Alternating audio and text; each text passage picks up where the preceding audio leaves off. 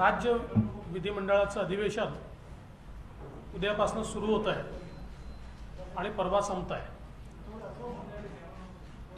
खरं म्हणजे एका दिवसाचं हे अधिवेशन आहे, कारण उद्या केवळ शोक प्रस्ताव होणार आहेत, त्यामुळे दुसरी कुठली चर्चा उद्या होणार नाही आणि परवा 5-6 तासात पुरवणी मागण्या आटपून टाकायच्या अशा प्रकारचे अधिवेशन होणार आहे।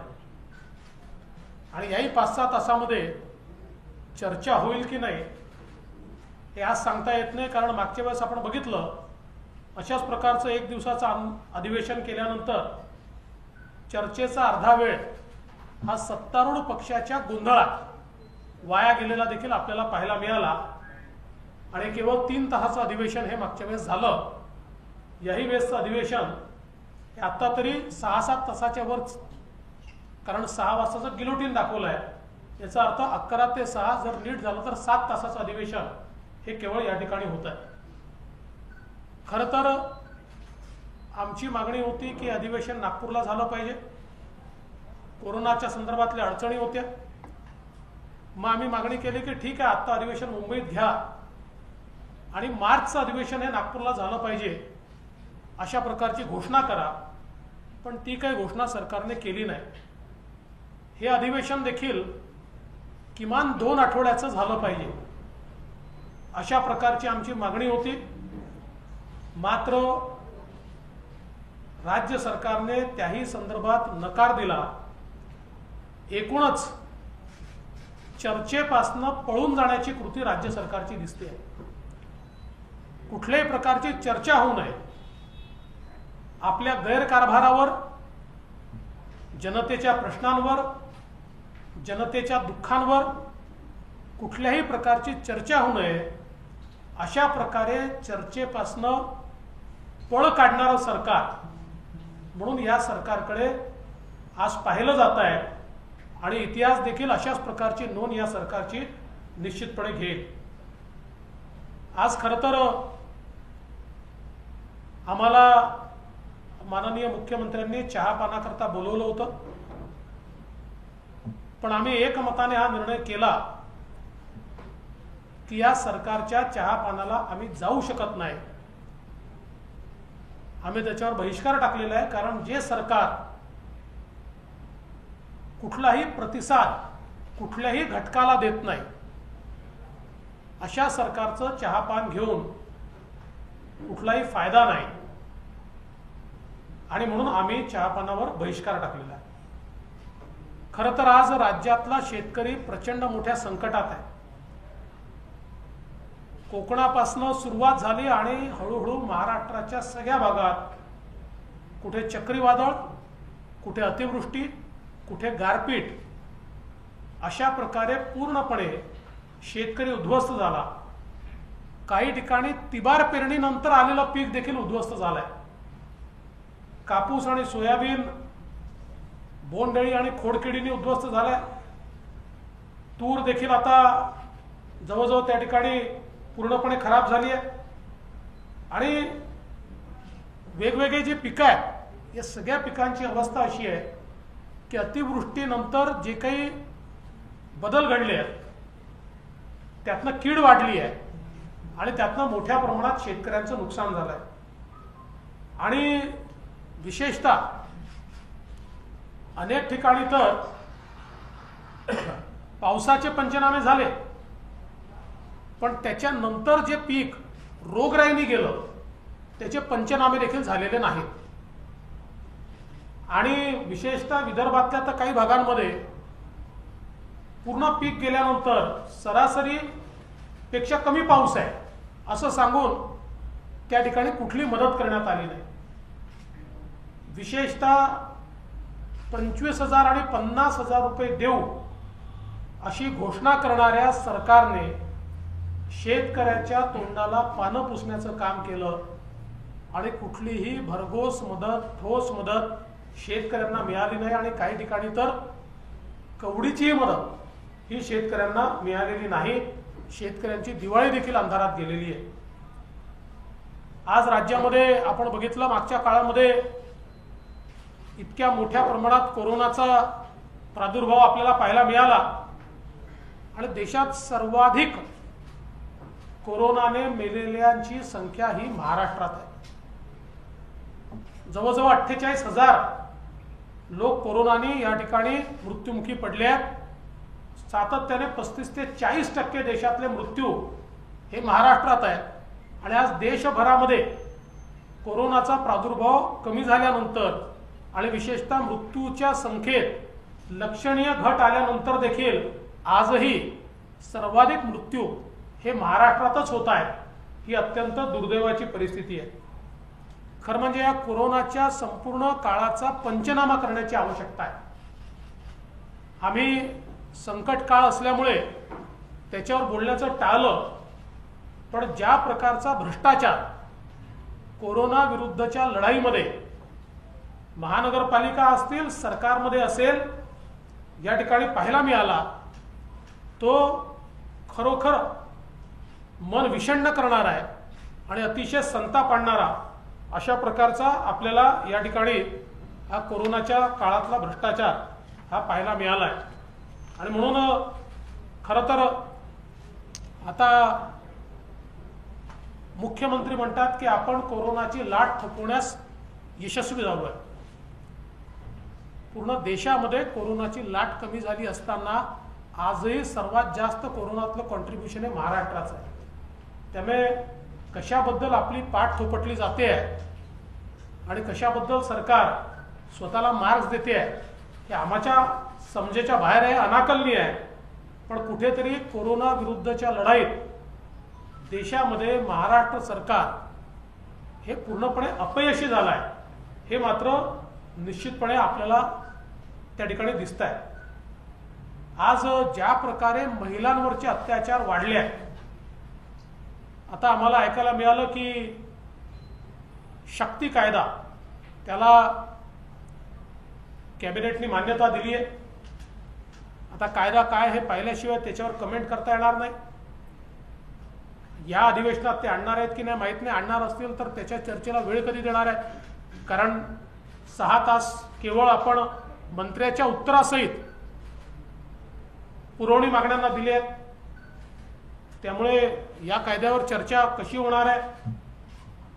आमची तर मागणी असेल की याच्यावर सविस्तर चर्चा झाली पाहिजे। एक महत्त्वाचा कायदा आहे आणि त्यामुळे त्याची एकतर सरकारने सविस्तर चर्चा करावी किंवा त्या संदर्भातली आवश्यक ती जॉईंट सिलेक्ट कमिटी तयार करून आणि त्याच्या माध्यमातून कमिटीला लगातार बैठका घ्यायला लावाव्यात आणि त्यातनं त्याचा रिपोर्ट घ्यावा। पण किमान चर्चा तरी योग्य प्रकारची या बिलावर झाली पाहिजे आणि एक इफेक्टिव्ह कायदा हा तयार झाला पाहिजे। कारण आपण सगळ्यांनी बघितलं गेल्या काळामध्ये महिलांवरचे अत्याचार, विनयभंग, बलात्कार इतक्या मोठ्या प्रमाणात वाढले आणि विशेषतः कोविड सेंटरमध्ये पोलिसांच्या उपस्थितीत अनेक ठिकाणी अशा प्रकारचे बलात्कार झाले किंवा विनयभंग झाले, हे देखील आपण बघितलं आहे। कायदा आणि सुव्यवस्थेची परिस्थिती ही अत्यंत गंभीर आहे आणि त्यामुळे याही संदर्भात आम्हाला अनेक विषय मांडायचे आहेत। आता या कमी वेळामध्ये किती विषय मांडता येतील या संदर्भात खरं म्हणजे आमच्या समोरही शंका आहे। आज विशेषतः महाराष्ट्राची सामाजिक घडी जी आहे ही कुठेतरी विस्कटते। एकीकडे मराठा समाजाच्या आरक्षणाचा प्रश्न या सरकारच्या एकूणच भूमिकेमुळे सर्वोच्च न्यायालयामध्ये स्थगित होऊन आता मराठा समाजाला आरक्षणातून वंचित ठेवण्याचं काम हे या सरकारच्या माध्यमातून झालं आहे आणि कुठल्याही प्रकारे मराठा आरक्षणाच्या संदर्भात ठोस भूमिका या सरकारने घेतली नाही आणि म्हणूनच आज ही परिस्थिती आहे की सर्वोच्च न्यायालयाची स्थगिती या कायद्याला मिळाली। खरं तर देशामध्ये तमिळनाडू आणि महाराष्ट्र हे दोनच राज्य असे आहेत की ज्यांचे आरक्षणाचे कायदे उच्च न्यायालयाने वैध ठरवले, बाकी सगळे अवैध ठरवले, उच्च न्यायालयानेच अवैध ठरवले। पण तमिळनाडूच्या कायद्याला सर्वोच्च न्यायालयाने घटनापीठाकडे पाठवताना त्याच्यावर स्थगिती दिली नाही. म्हटलं मराठा आरक्षणाच्या कायद्याला घटनापीठाकडे पाठवताना त्याला स्थगिती मिळाली, ही अतिशय आमच्याकरता दुर्दैवाची बाब आहे. आणि यातनं अनेक प्रश्न हे निर्माण झाले आहेत आणि या निर्माण झालेल्या प्रश्नाच्या संदर्भात सरकारचं गांभीर्य कुठेही आम्हाला दिसत नाही. सरकारमध्ये एक वाक्यताही दिसत नाही. हे होत असताना सरकारमध्ये सरकारचे मंत्री आणि सरकारमधलेच प्रतिनिधी हे ओबीसी आरक्षणाच्या संदर्भात देखील प्रश्नचिन्ह निर्माण करत आहेत. आणि मला तर आश्चर्य वाटतं की सरकारमधले मंत्री हे मोर्चे काढतात. खरं म्हणजे या मंत्र्यांनी स्वतः कॅबिनेटमध्ये जाऊन अतिशय स्पष्ट भूमिका घेतली पाहिजे आणि कॅबिनेटचा ठराव करून घेतला पाहिजे. मंत्र्यांना मोर्चे काढण्याचा अधिकार नसतो. त्यांनी ते सरकार आहे, त्यांचा फोरम कॅबिनेट आहे, त्यांनी कॅबिनेटमध्ये जाऊन निसंदिग्ध ठराव करून घेतला पाहिजे.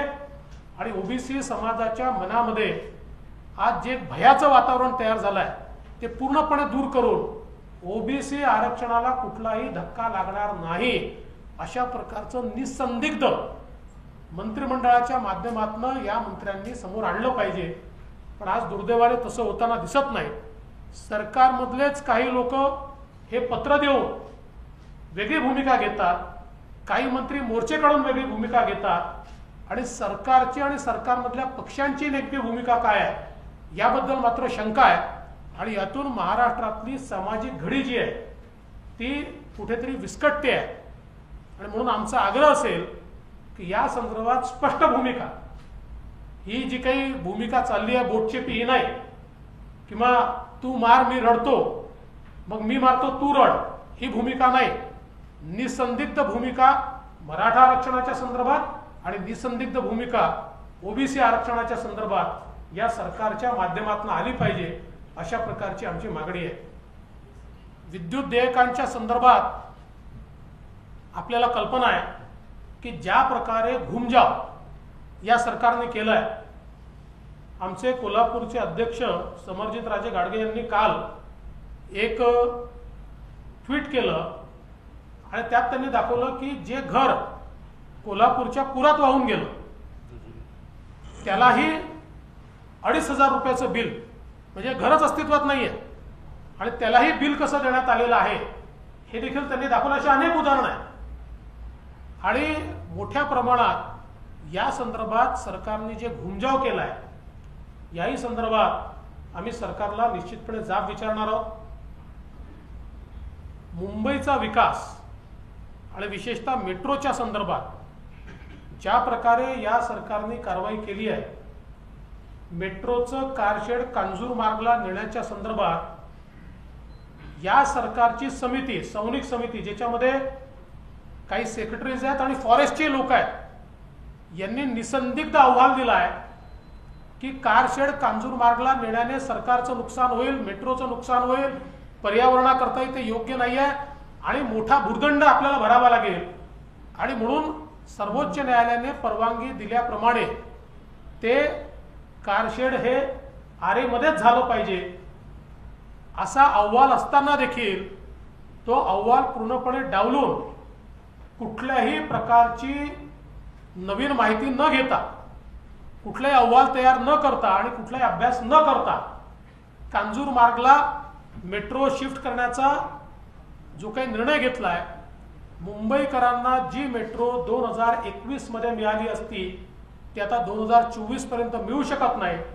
आणि त्याही वेळी त्याची फिजिबिलिटी इतकी कमी झाली असेल की एक तिकिटाचा मोठा भुर्दंड हा मुंबईकरांवर या वाढत्या कॉस्ट एस्कलेशनमुळे आणि जे व्याजाचं दर, कारण 4 वर्षाचं व्याजाचं जे बर्डन आहे याच्यामुळे त्याची फिजिबिलिटी पूर्ण संपणार आहे आणि त्यामुळे मोठा एक भुर्दंड हा मुंबईकरांवर बसणार आहे. आणि हे सगळं मी म्हणत नाही, हे अतिशय अस्खलितपणे संनिक कमिटीने आपल्या अहवालात लिहिलेलं आहे. केवळ राजकीय हेतूने आणि इगोने आज मुंबईकरांना मिळणारी मेट्रो ही 4 वर्ष पुढे नेण्याचं काम या सरकारच्या वतीनं होत आहे. एवढंच नाही तर आज एक अघोषित आणीबाणी देखील या राज्यामध्ये लागलेली आम्हाला दिसते। विशेषतः पत्रकार असो की सामान्य माणूस असो, सरकारच्या विरुद्ध बोलायचं नाही।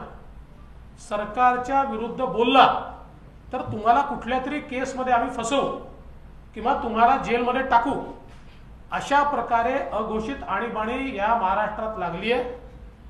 खरं तर या ठिकाणी अर्णव गोस्वामी यांच्या केसमध्ये सुप्रीम कोर्टाने दिलेला निकाल आणि कंगना रनौत यांच्या केसमध्ये हायकोर्टाने दिलेला निकाल या सरकारला चपराक देणार आहे। अर्णव गोस्वामी किंवा कंगना रनौत यांच्या सगळ्या विचाराशी आम्ही सहमत नाही, परंतु ज्या प्रकारे कारवाई झाली आणि त्याच्यावर जे कोर्टाने या ठिकाणी ताशेरे ओढले आहे, खरं तर सरकारला तोंड दाखवायला जागा नाही अशा प्रकारची अवस्था सरकारची झाली आहे। पण त्यातनं सुधारायच्या ऐवजी सत्ता जेव्हा डोक्यात जाते, सत्तेचा अहंकार जेव्हा तयार होतो, त्यावेळेस अहंकाराने कशा प्रकारे सरकार वागतं हे आताचं सरकार या ठिकाणी दाखवून देत आहे। आणि मला विश्वास आहे की अशा अहंकारी सरकार जगाच्या पाठीवर कधीच कुठे चालत नाही। अहंकार असा लोकांना सहनही होत नाही। योग्य ते उत्तर आम्ही त्याला देऊ आणि संघर्ष करायला आम्ही मागे पुढे पाहणार नाही। आम्ही निश्चितपणे जनतेकरता आणि जनतेच्या प्रश्नांवर संघर्ष केल्याशिवाय राहणार नाही। खरं म्हणजे प्रश्नाची यादी माझ्याकडे इतकी मोठी आहे की एवढा वेळ आपल्या पत्रकार परिषदेमध्ये देखील देता येणार नाही। पण सरकार पूर्णपणे अपयशी झालेलं आहे। सरकार अहंकाराने वागत आहे।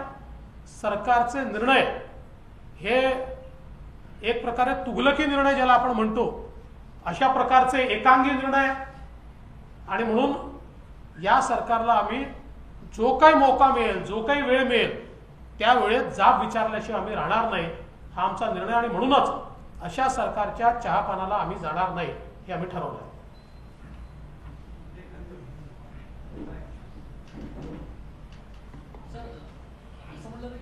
पहिलं राज्य सरकार असेल की 1 वर्ष पूर्ण झालं आणि 1 अधिवेशन पूर्ण झालं।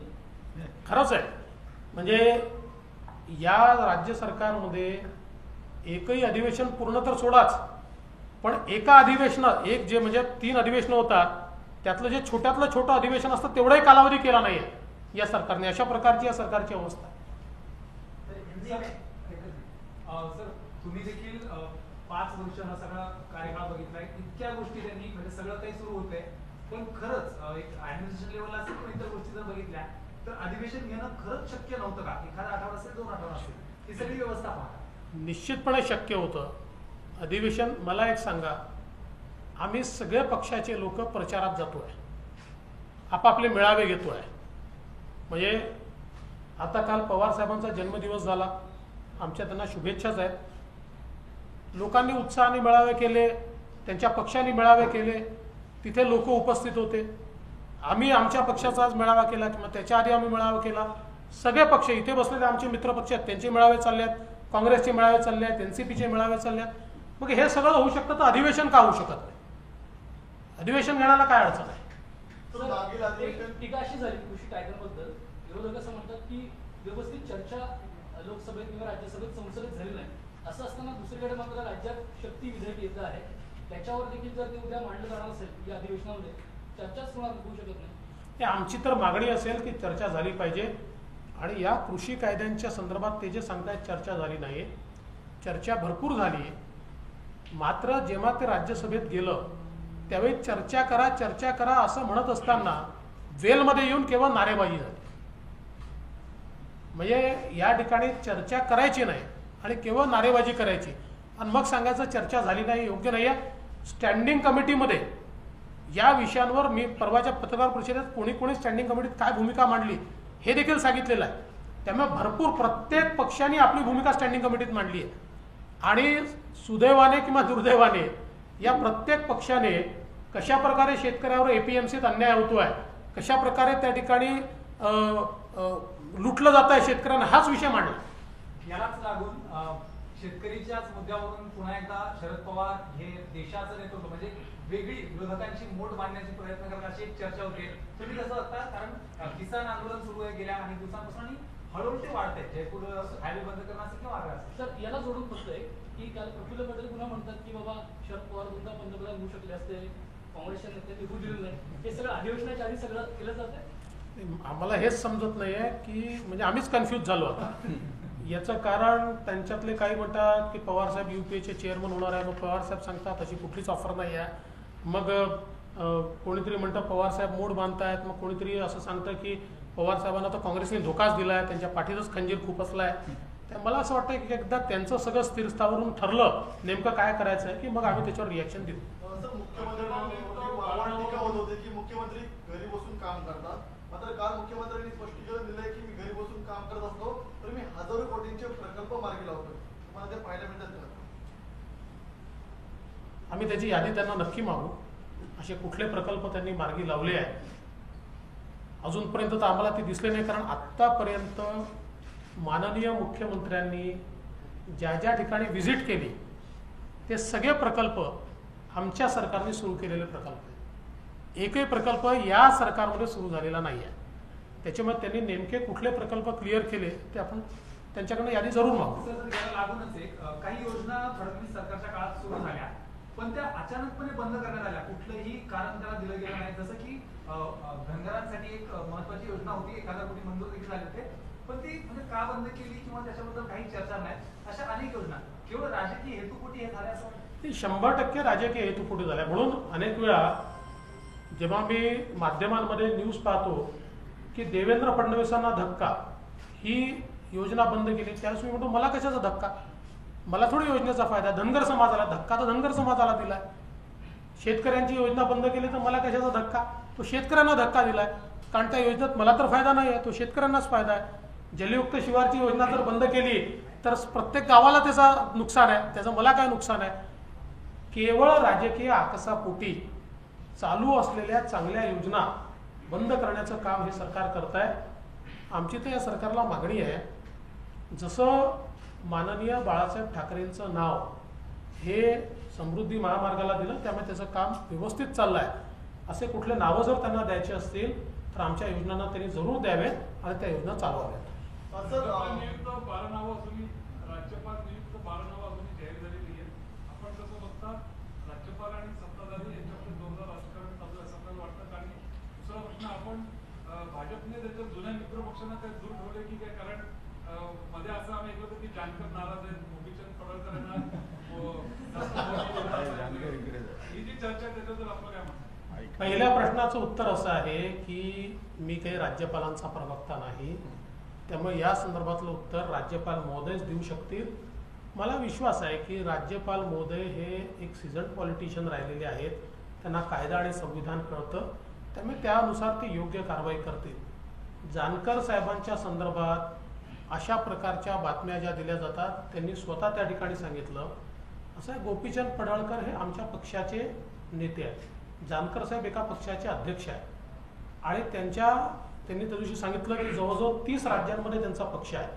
त्याच्यामुळे मला असं वाटतं की आमच्या पक्षातले जे धनगर समाजाचे कार्यकर्ते किंवा आमदार आहेत ते त्यांचं काम करतात. राम शिंदे आमचे होते, याचा अर्थ काही जानकर साहेबांच्या पॅरलल कोणी आणून ठेवला आहे असा त्याचा अर्थ नाही आहे. आणि हे जानकर साहेबांनी माहिती आहे, त्यामुळे तुम्ही काळजी करू नका.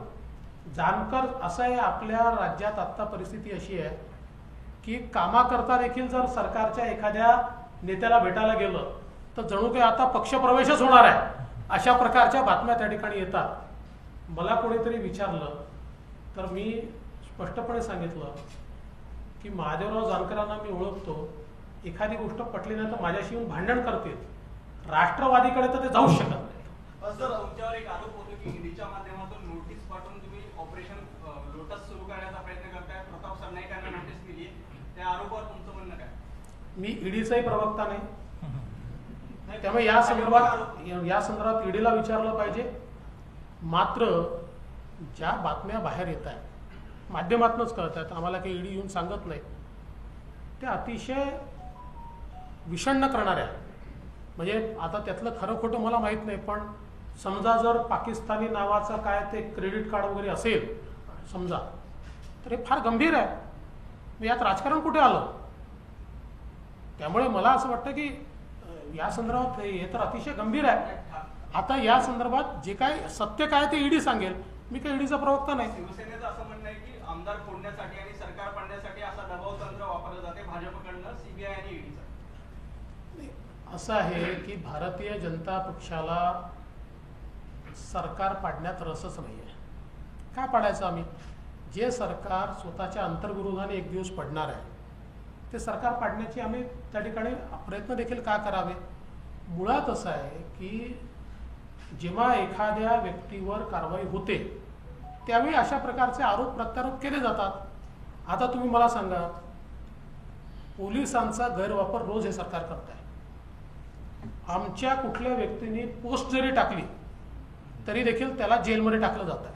म्हणजे बाकी सोशल ॲक्टिव्हिस्ट सोडून द्या, आमच्या पक्षाचे कार्यकर्ते यांनी जर एखादी पोस्ट टाकली तरी त्यांना धमकवलं जात आहे.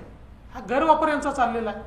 आणि एवढंच काय तर स्वतः जे विधान परिषदेचे विरोधी पक्ष नेते आहेत यांना देखील दाबण्याचा प्रयत्न. मुंबई बँकेच्या संदर्भात जी इन्क्वायरी क्लोज झाली आहे, बंद झालेली इन्क्वायरी आहे, ती इन्क्वायरी पुन्हा आम्ही सुरू करू, तुम्ही आमच्या विरुद्ध बोलू नका, अशा प्रकारे त्यांना दाबण्याचा प्रयत्न चालला आहे.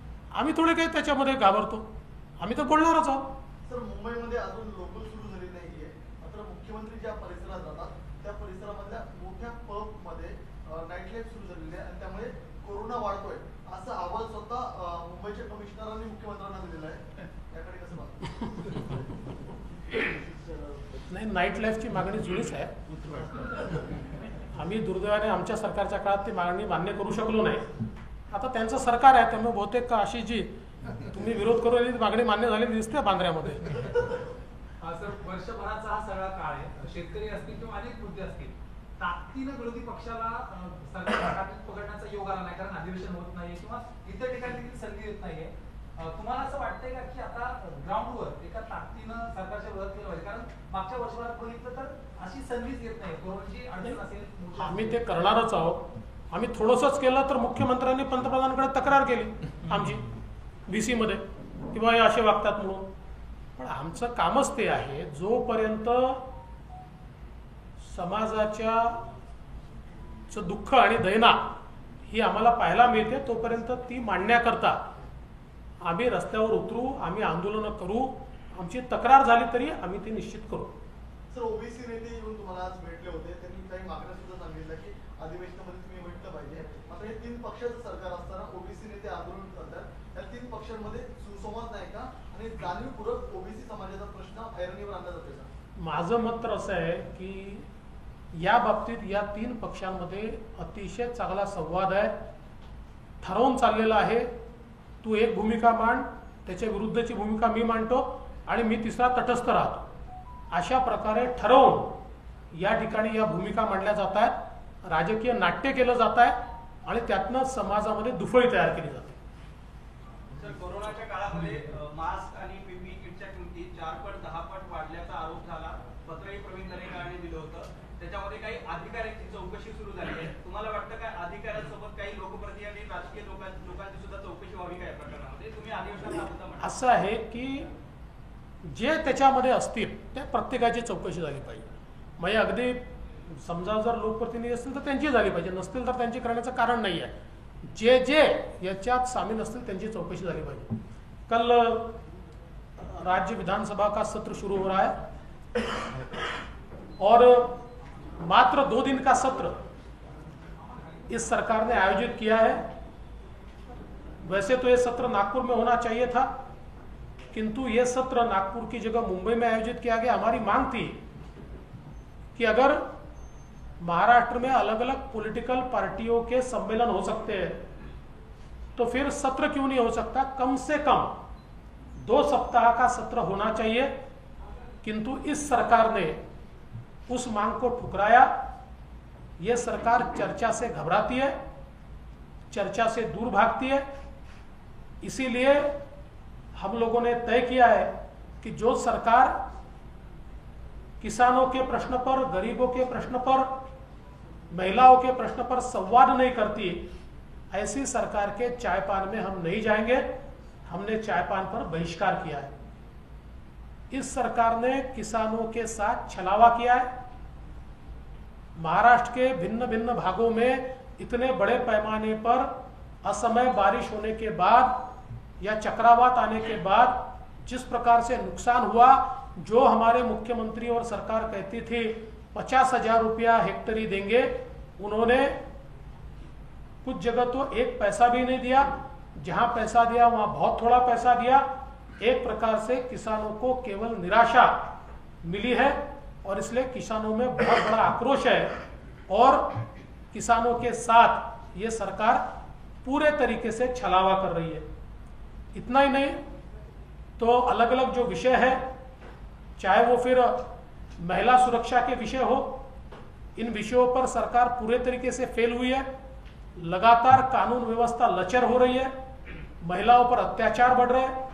कोविड सेंटर में इतने बड़े पैमाने पर महिलाओं के साथ गलत व्यवहार हुआ, उसको भी ये सरकार नहीं रोक पाई। अब सरकार एक नया कानून ला रही है।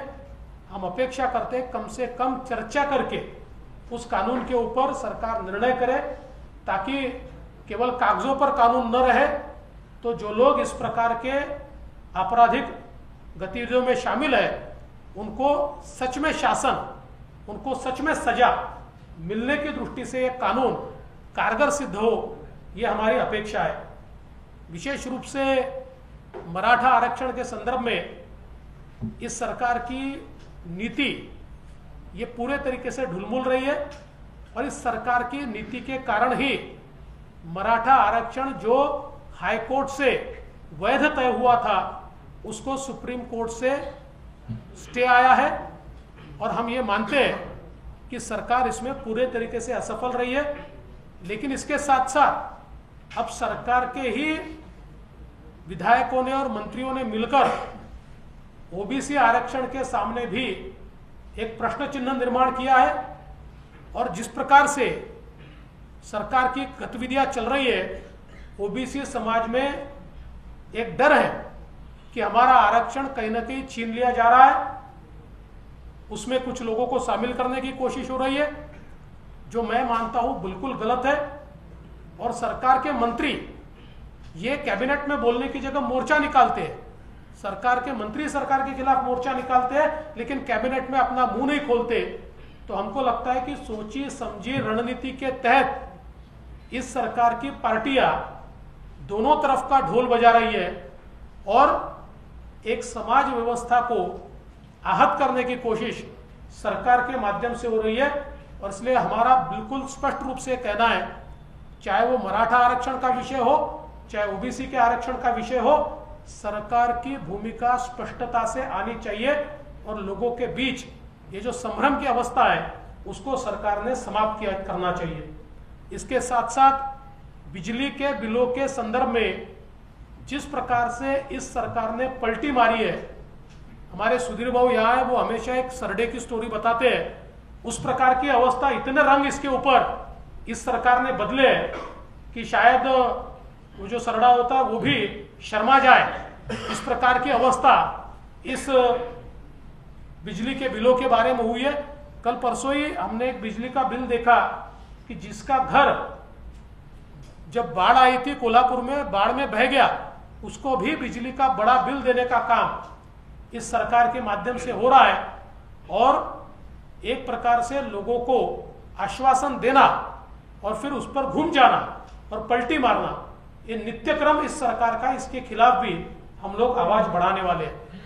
मेट्रो कार शेड के बारे में इस सरकार की कमेटी, सौनिक कमेटी ने रिपोर्ट देकर कांजूर मार्ग में मेट्रो ले जाने से कितना नुकसान होगा और 4 साल कैसे डिले होगा और कितना आर्थिक बोझ सरकार के ऊपर आएगा और कैसे केवल आरे में ही उसको रखा जाना चाहिए, इसका विस्तृत रिपोर्ट इस सरकार की कमेटी ने देने के बाद दूसरी न कोई कमेटी बनाई, न कोई एक्सपर्ट ओपिनियन लिया और सीधे कांजूर मार्ग की जमीन पर हम इसको ले जाएंगे, ये घोषणा जो की, इससे मुंबई करों के साथ एक छलावा हुआ है। जिन मुंबई करों को 2021 में अंडरग्राउंड मेट्रो मिल सकती थी, अब 4 साल उनको वो मेट्रो नहीं मिलेगी और पूरी होगी कि नहीं होगी ये भी पता नहीं।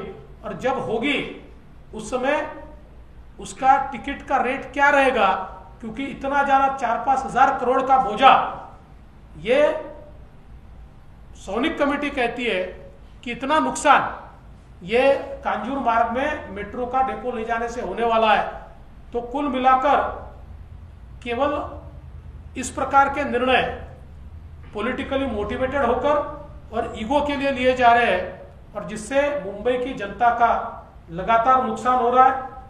ऐसे कई मुद्दे, ये सारे मुद्दे मैं यहां नहीं रखना चाहता, लेकिन इन सारे मुद्दों के चलते ऐसा ध्यान में आता है कि सरकार में न कोई निर्णय लेने की क्षमता है, जनता के प्रश्न छुड़ाने के लिए कोई आत्मीयता भी सरकार में नहीं दिखती, और सरकार की 3 पार्टियां ये जिस प्रकार का व्यवहार कर रही है ये सरकार के लिए अशोभनीय है।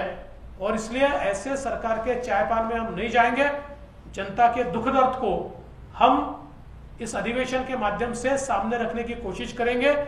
वैसे तो मात्र 6 घंटे का अधिवेशन है, 6 घंटे से ज्यादा इसमें चर्चा भी नहीं होने वाली, लेकिन जितना समय मिलेगा उतने समय में जनता के दुख दर्द को हम सामने रखने की कोशिश करेंगे। सगळ्यांचं धन्यवाद। चहा पाण्याची व्यवस्था आहे, आपण सगळ्यांनी चहा